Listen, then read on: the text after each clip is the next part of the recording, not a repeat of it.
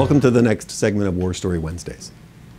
Today, I want to take you back in time to 1917, the Russian Revolution, where the Tsar is, slaughtering people left and right. Anybody that can get out of Russia is trying to get out of Russia. And they do. They go to China, they go to Japan, they go to anywhere in Europe.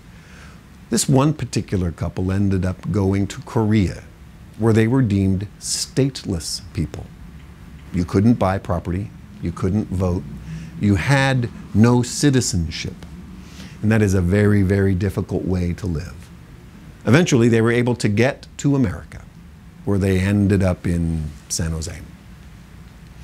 Their overriding goal in life was to make sure that their children were never stateless, were never propertyless. When it came time for them to buy real estate, they wanted to be sure that the property they bought could be subdivided so that their son and their daughter would receive ownership of real estate in their own right.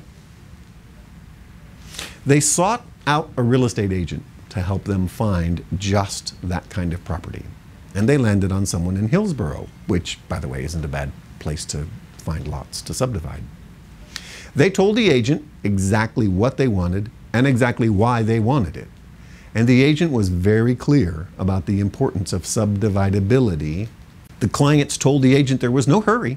They were willing to wait as long as it took until they found just the right piece of property. And lo and behold, shortly after they met, the real estate agent saw an ad in the multiple listing service, 1+ acre.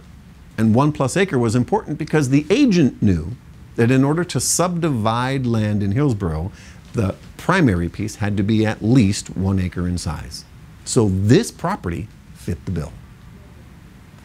They made an offer, they closed escrow, it was all good. During the escrow, the agent meets these people on the property and they're looking at the boundary fences, and the agent says that that fence over there on the south side, that's the borderline.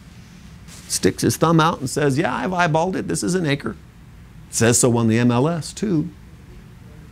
A couple of years later, come to find out, when the next door neighbors do a survey and move that back fence about 10 feet, that the size of the lot the broker sold these folks was 0.998 of an acre.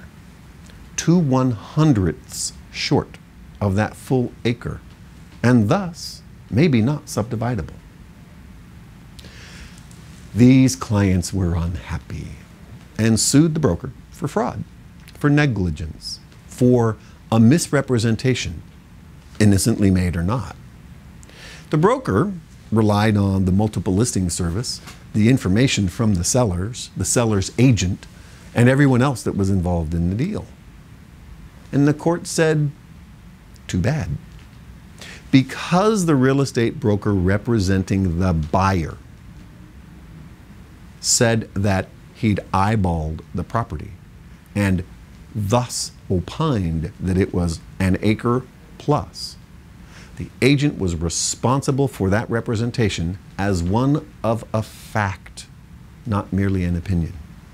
Because the agent eyeballed the fence and said, yeah, that's the boundary line, without checking or without saying that he hadn't verified that that was indeed the boundary line, the agent was responsible for the misrepresentation, innocently made or not.